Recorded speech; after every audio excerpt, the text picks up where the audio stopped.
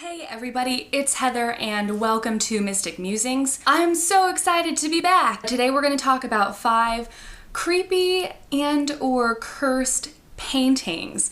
So the first one is one that probably, if you are familiar with this, you've definitely heard about it. It's called The Hands Resist Him. So I actually really like this painting. I feel like it's just the right amount of like, oh, look how cute, slash like, this is really creepy. But still, I like it. So there are these hands floating. There's like this creepy, like little dead doll girl, and then this boy who sort of, to me, looks like Forrest Gump. Just a little. Maybe that's just me.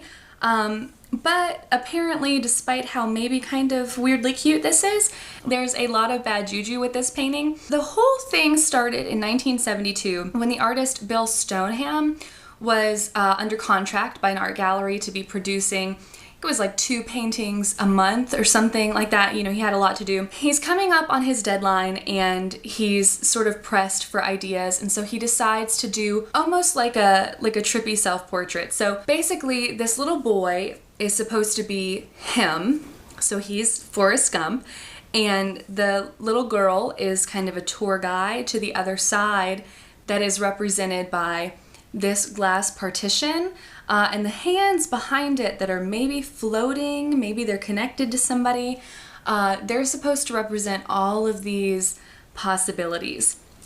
Because the painting itself was named after a poem that the artist's wife wrote about him and the fact that he's adopted and never really knowing who his parents are. And so it's sort of that, being lost and wanting answers and needing answers. And so, really it's sad, but it's a beautiful thing that it's based on, that it's about, but certainly a little creepy. So it goes to the gallery. It's a huge success. There's this one art critic who works for the Los Angeles Times actually goes, he sees it, he loves it, he writes about it very, very flatteringly, is my understanding. This other guy, I think he was actually in the movie The Godfather, buys it. So within a year of this painting coming to exist, it's been critiqued, it's been sold, and it's been moved. So in this time, the art critic dies, the guy who bought the painting dies, and the owner of the gallery dies within a year. And that's, death comes in threes, but that's sort of beyond the realm of coincidental and more along the lines of like really creepy. So, there's that. So anyway, so the painting, it's gone. There it went. And then this older couple just finds it.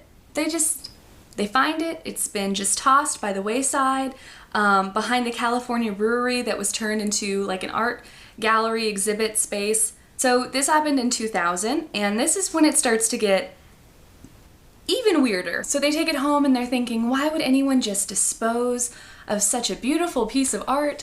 And then they figured it out. They listed it on eBay with this incredibly long sort of disclaimer, would be the right word, that explained, this is haunted. I know it sounds crazy, but if you bid on this, like, please understand what you're getting. You're probably going to want your house blessed. Like, all this crazy stuff, because apparently not only does the little girl in the painting sort of move around, she shifts, but she's been seen threatening the boy in the painting with a gun. There's a picture of this, and I'll put it up. I'm not saying that it's a hoax. I'm not saying it's not a hoax. But I don't know. I feel like I could probably make a blurry picture that's supposed to look like a picture of someone else, like with an object that may or may not be a gun. I could probably do that, and I really am not talented in the art department, but that's just me. So anyway, moving on. If you want it, take it away. But actually, the woman who bought it, because it did, everything on eBay sells eventually, because there's someone out there for everybody, every piece of art. So the person that bought it owned an art gallery in Michigan, and she bought it for like a little over $1,000. And she, of course, you know, so many people reached out to her saying, you know, tell us about it, tell us about how haunted it is, tell us about creepy things that have happened to you. And she said, you know, I wish that I could tell you that all this crazy stuff has happened to me, but actually the craziest thing has been all the people emailing me and calling me and saying, you know, you need to have your house blessed, you know, this is evil, you need to get rid of it, good luck, you know, we're gonna pray for you, and just crazy stuff like that, but nothing apparently has happened with the painting itself.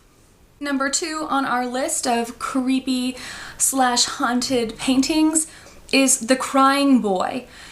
So first of all, I don't understand why paintings like this, not really why they exist. I get why they exist. I don't get why they become so popular, because I don't know about you guys, to each their own, but I don't want a picture of a crying orphan in my house. That makes me feel sad. So in the 1950s, Italian artist Bruno Amadio, he painted over 65 portraits of crying orphans because he and I clearly have nothing in common, and he sold them as souvenirs to tourists, because apparently all these tourists wanted sad kids in their house too. So during the 50s, the paintings actually went on to become one of the most duplicated, replicated pieces of art that there was, but it wasn't until the 80s that it got really kind of infamous, because there were like 50 house fires in the 80s, and all of the firemen from all of these different houses all over the place reported the same thing. And that was that when they went into these homes that had been completely burned to ash, there was a painting of a crying boy, the crying boy, face down in the rubble, completely untouched, completely unburned. You know, there were no scorch marks, no anything. And, you know, it's just on this pile of ash, just hanging out. So, psychics, you know, have come out and said, well, it is the ghost of these children. They are in the paintings. And that's fine and great, but I feel like, why would all of the ghost children be like pyromaniacs? Why would all of them be burning houses down? Something about that, not on the up and up with me.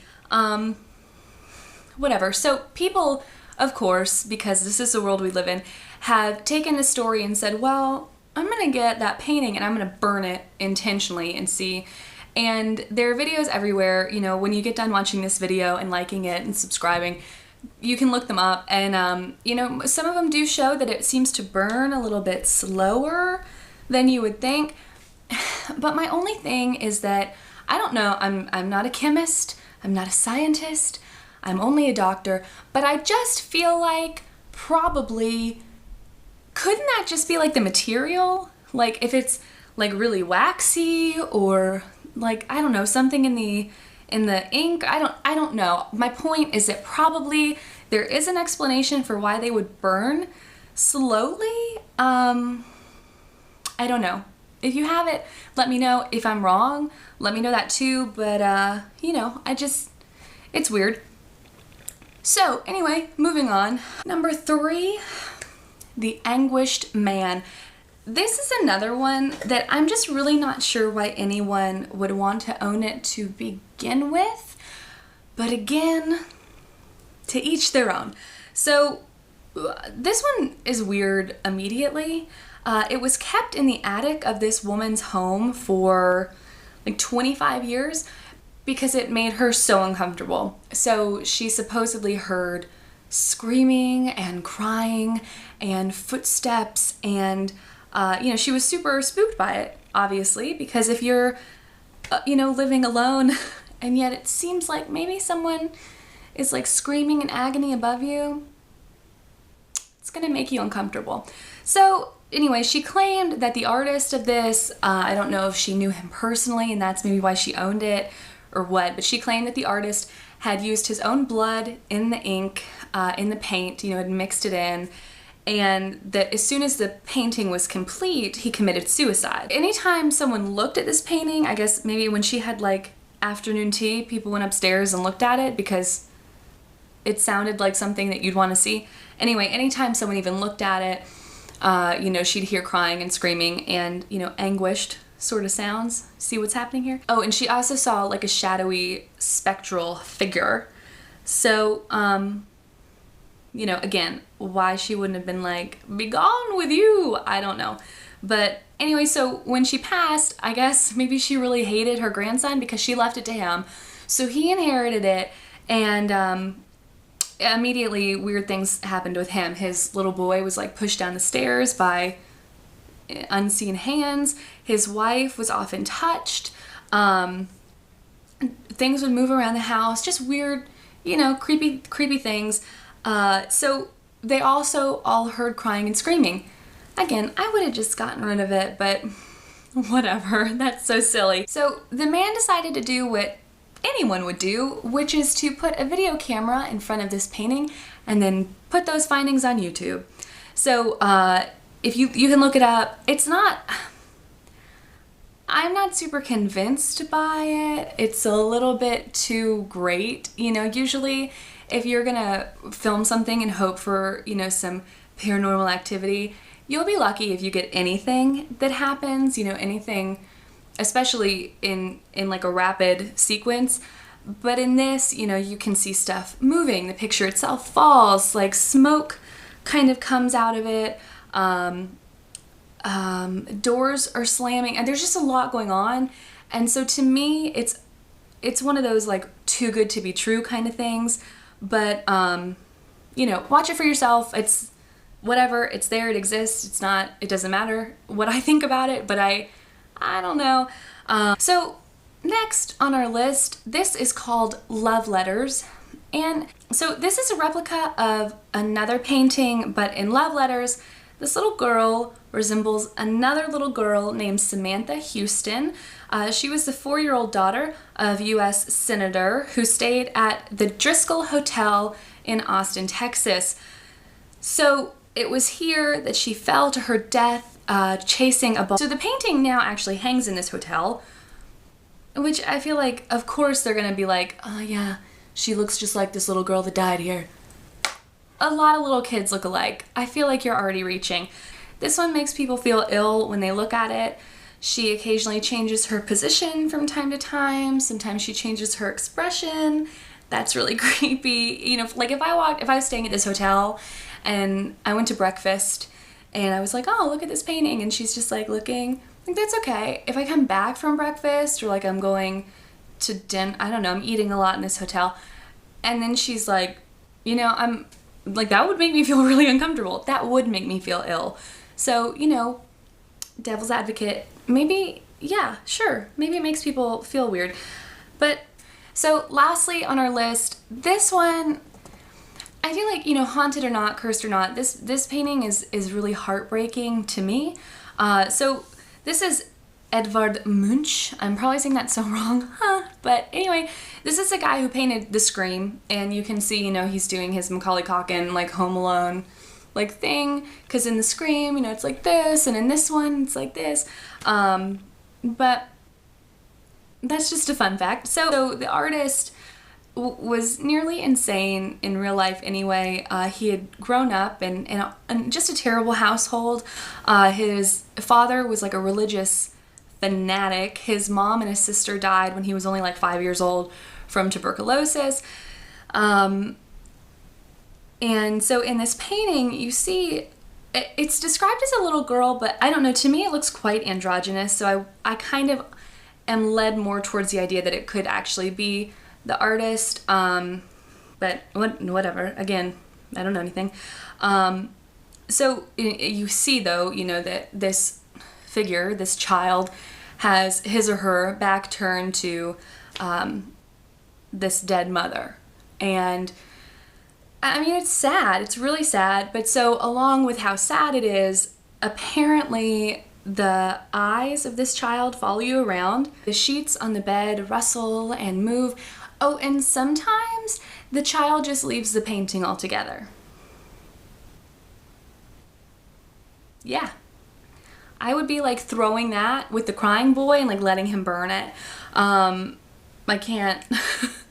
Nope. So anyway, I mean, what do you think? Do you think that, you know, these things that supposedly have proof and all these eyewitnesses, do you think that it's just so that people like us will talk about it? Or do you think that maybe there's some, you know, truth to this? Or, you know, what do you think? I know personally, if I was any one of these artists and people were talking about how sick they felt just looking at my work, I would be a little bit hurt, unless that was the point, in which case I would be flattered. But I feel like mostly hurt. But you know, what is art? So anyway, I hope you guys enjoyed this. Hope you learned something. You know, if you have creepy things to add to this, if you have a painting that you feel like is haunted, let me know. I know I love antiquing, and I've definitely seen paintings before that I was like, no, that's not coming in my home. So, you know, I think that sometimes paintings just make you feel weird, but I don't know if it's 'cause they're cursed and weird, but you know, what about you? Do you think that they're cursed and weird? Let me know. So anyway, I hope you guys have a great start to your weekend. I will see you on Spooky Sunday, and there you have it. Sweet dreams.